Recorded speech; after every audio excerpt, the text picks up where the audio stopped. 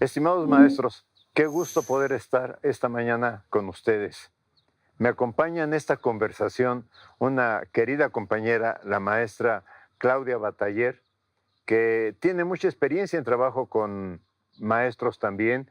De hecho, ha estado en algún tiempo en lo que en su momento fue la Dirección General de Educación Superior para Maestros, hoy de GESUM. Y es un placer poder compartir con ella para poder conversar sobre un tema que es muy complejo, pero que seguramente está despertando mucho interés en el trabajo que tenemos que hacer en adelante en el plan de estudios, que es la evaluación formativa. Claudia, buenos días, espero que estemos muy bien. Ay, muchas gracias, Ángel, por la invitación. La verdad es que me da mucho gusto poder compartir contigo algunas ideas y algunos comentarios sobre lo que tiene que ver con evaluación formativa, que es el tema que nos reúne el día de hoy aquí. ¿Qué significa que los maestros tengamos que enfrentar la tarea de evaluación formativa ahora como actividad principal en las tareas dentro del marco de la complejidad de tareas de evaluación? Pero ¿a qué nos vamos a enfrentar? ¿Qué problemas vamos a tener cuando intentemos realizar la evaluación formativa? ¿Cómo lo ves, Claudia? No, pues lo veo, parece que es un tema que se ha comentado mucho, que los maestros conocen, que identificamos, pero que en el momento en que lo vemos ya como un apartado protagónico del nuevo modelo educativo, pues entonces ahí es donde tenemos que ver realmente cuáles son sus alcances, cuáles son sus limitaciones y qué dificultades va a presentar la implementación que se haga con él, ¿no? Entonces yo creo que sí hay que pensarlo en voz alta, comentarlo y seguramente lo que comentaremos aquí, lo que digamos aquí, pues va a ser también pensado y sentido por los maestros. Sí, un problema que veo Ujú. es que necesitamos empezar a diferenciar las fases del plan de estudios, porque no se puede hacer la evaluación formativa igual Ujú. en la fase 2, en la fase 3, en la fase 4 y 5 o en la fase 6 del Ujú. sistema educativo. Ujú. No sé si tengas alguna reflexión que ayude a los maestros a decir, a ver, eh, ¿qué podríamos hacer cuando pensamos, por ejemplo, con niños que están en la fase 2 o Ujú. fase 3, donde propiamente el lenguaje oral Ujú. todavía es relativamente complicado, donde el lenguaje escrito es mucho más complicado, pero entonces, ¿cómo hacemos la evaluación Ujú. formativa con ellos? Yo creo que ese es un punto central. No podemos generalizar la evaluación formativa para todas las etapas de desarrollo. Tenemos que recuperar quiénes son nuestros sujetos de aprendizaje. En este sentido, los alumnos pequeños, pues para ellos el dar manifestaciones, el poder expresar, el poder reflexionar sobre su propio aprendizaje, va a ser algo muy concreto, algo muy específico, vinculado a el dibujo, el juego, la actividad con los otros. Para alumnos que ya se encuentran en una etapa 4, en una etapa 5, van a tener posibilidades de manifestaciones concretas con productos específicos también y con reflexiones grupales más ricas. Entonces yo creo que por supuesto que la etapa de desarrollo tiene que ver para ver cómo implementamos qué tipo de productos o de actividades son las que llevamos a cabo para recuperar esa evaluación formativa. No se puede generalizar, hay que tomarlo muy en cuenta eso. Y yo pienso que algo muy importante es que los maestros tengamos en cuenta de que lo que se trata, por ejemplo, en todos los casos de diferente forma, Ujú. es que el alumno reflexione sobre qué está aprendiendo, Ujú. qué dificultades está teniendo en el aprendizaje, pero sobre todo, qué tiene que hacer para mejorar. Ujú. Obviamente el niño de la fase 2 probablemente lo puede expresar en dibujos muy sencillos de qué Ujú. me gustó, qué me gustaría hacer, qué considero, dibujo lo que creo que he aprendido, etcétera. Ujú. Temas que con el alumno de la fase 4, 5 y 6 probablemente tengan que ser más de autorreflexión del estudiante. Ujú. Y entonces aquí el problema para el docente es saber, ¿y dónde se hace esta reflexión? Ujú. ¿Hay un espacio particular para esta reflexión? Ujú. Y yo creo que, bueno, sí, espacios y maneras, ¿no? Los espacios no se pueden establecer. Si estamos hablando de que la evaluación formativa va junto con el proceso que implica regulación y autorregulación para el niño, no se pueden establecer concretamente algunos espacios ni vincularlos con los ejercicios de examen, sino que tienen que ser mirados de otra manera, ¿no? Tienen que ser pensados también por el maestro, pero también por los mismos alumnos. Yo creo que los alumnos pueden dar evidencias del proceso que están llevando a cabo a partir de las preguntas y buenas preguntas que se les hagan para ver cómo está haciendo el proceso, en qué van, qué se les ha dificultado, qué han resuelto con facilidad y que no lo hagan de una manera individual, sino que lo hagan también de manera colectiva. En este sentido, no solamente se trata de la reflexión del niño en un momento dado, sino de la reflexión con los otros. Y a lo mejor el mismo maestro puede ir seleccionando en qué momento es prudente hacer un alto en el camino, mirar y decir cómo vamos, hasta dónde vamos, qué es necesario mejorar, escuchando a los alumnos y también estableciendo él mismo su voz. Y eso me lleva a la necesidad de que él mismo también haga constantemente un acto de reflexión, de autorreflexión.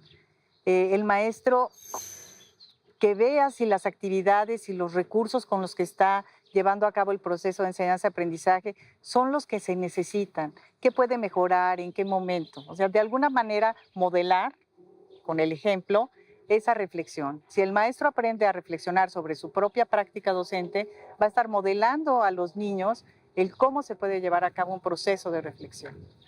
Entiendo que lo que me estás diciendo, que es muy importante, es no hay, digamos, en la planeación didáctica que uno pueda decir, la evaluación formativa va a aparecer en la hora 35 o en el minuto 35, etcétera.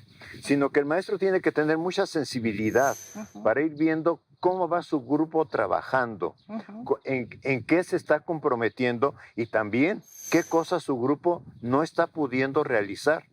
Y en función de ese, yo diría, timing pedagógico, no sé si el concepto lo podamos emplear, el maestro pueda ir diciendo, a ver, detengámonos un poquito y analicemos lo que está pasando.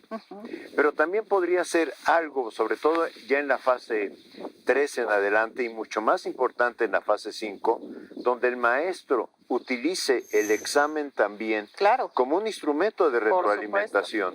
Esto es, sí, el examen, la pregunta 1 la obtuviste bien, la 2 mal, etcétera, pero ahora pensemos, ¿a qué se debió lo que nos pasó con las preguntas? Yo creo que esto que acabas de decir es algo muy importante. No debemos de satanizar los exámenes. El hablar de evaluación formativa quiere decir utilizar todos los recursos al alcance para poder acompañar el proceso de aprendizaje. Y también tenemos la obligación de formar a los alumnos en poder resolver diferentes tipos de ejercicios y de exámenes para que puedan afrontar el mundo de hoy. O sea, es importante, de acuerdo a la etapa de desarrollo, no le vas a poner a un niño de la fase 3 a que resuelva un examen estandarizado, ¿verdad? Pero a lo mejor alumnos ya de fases superiores sí deben de conocer esos instrumentos, saber cómo manejarlos, acompañarlos en que sepan responderlos. Y puede formar la retroalimentación de ese tipo de pruebas, podrían formar parte de la evaluación formativa. El cómo reflexiono contigo, qué te hizo sentir, inclusive el miedo que se le tiene al examen, se podría acompañar y podríamos formar para ir reduciendo ese tipo de actitudes y de emociones que se tienen cuando se enfrentan hacia pruebas o hacia retos que implican a lo mejor mayor formalidad, ¿no? Yo pienso que le estamos dando un tip muy importante a maestros y maestras. Esto es, la evaluación formativa solamente puede existir si el alumno se compromete a hacer una reflexión. Claro que para que el alumno se comprometa a hacer una reflexión sobre su aprendizaje, requerimos también que el maestro tenga la disposición a reflexionar, tenga la disposición a saber que a veces propusimos una actividad y no funcionó, y de alguna forma el no funcionó significa ¿y qué otras cosas podemos hacer? ¿O qué cosas podemos hacer con determinado alumno en virtud de que estamos viendo que no está avanzando al ritmo que nosotros quisiéramos. Pero tiene otro tema importante, que es la evaluación formativa. Mira el proceso, no mira tanto el resultado. Exacto. Sí, eso es algo muy importante.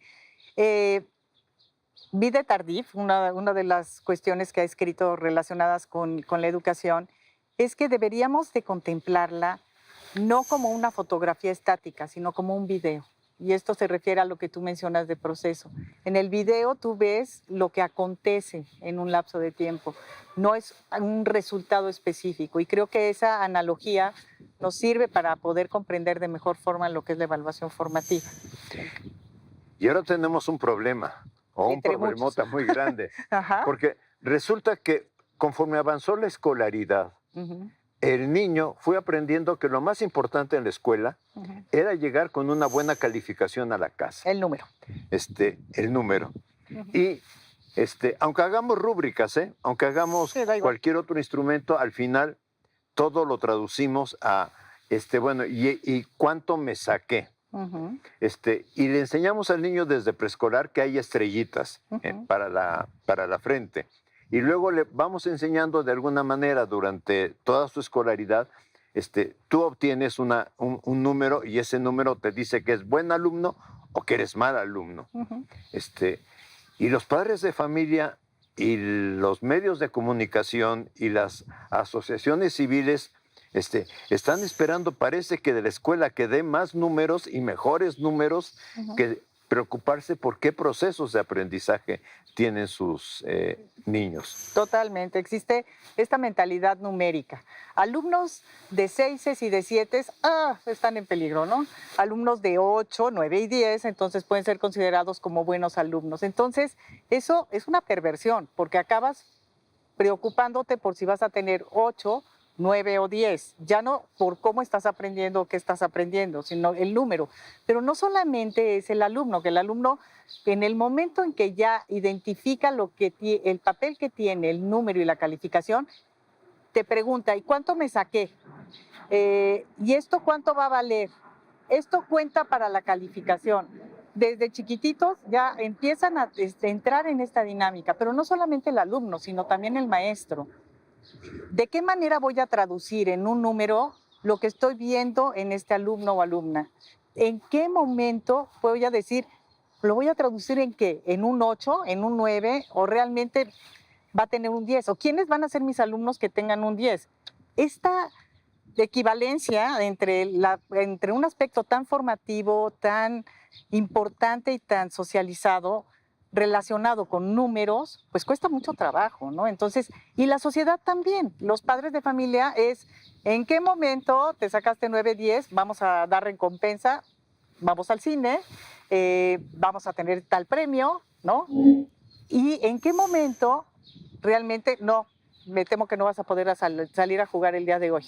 ¿No? Vamos a ver si la calificación empieza a mejorar y entonces hablaremos de permisos y salidas. Cuando la educación debería de estar en otro lado, ¿no? Sí enseñar a tener determinados rendimientos, pero distinguirlos. ¿En qué momento estoy hablando de estos resultados y qué papel juegan? Inclusive enseñarles a perder los miedos ante los resultados, ¿no? Entonces, yo creo que son temas que hay que reflexionar, que hay que poner en la mesa y que deben de estar presentes en esta autonomía que se le está dando el maestro para la toma de decisiones en el proceso que él está conduciendo, ¿no? Sí, yo creo que esto es fundamental. O sea, necesitamos que cambie el maestro. Uh-huh. Pero también necesitamos que cambie el alumno. O sea, Claro. que el alumno diga, voy a la escuela a aprender, no voy a obtener una calificación. Pero el otro problema que tiene la escuela es que también necesitamos que los padres de familia, que los medios de comunicación, que la sociedad amplia esté preguntándose. Y ahora en nuestras escuelas, ¿qué están aprendiendo los niños? Uh-huh. Claudia, creo que ha sido una conversación maravillosa. Espero que para nuestros compañeros maestros y maestras tenga alguna utilidad. Nos da mucho gusto, me da gusto saludarte, pero nos da mucho gusto saludar a los maestros y maestras por este medio. Claro que sí, y una invitación a seguir pensando sobre este tema. Muchas gracias.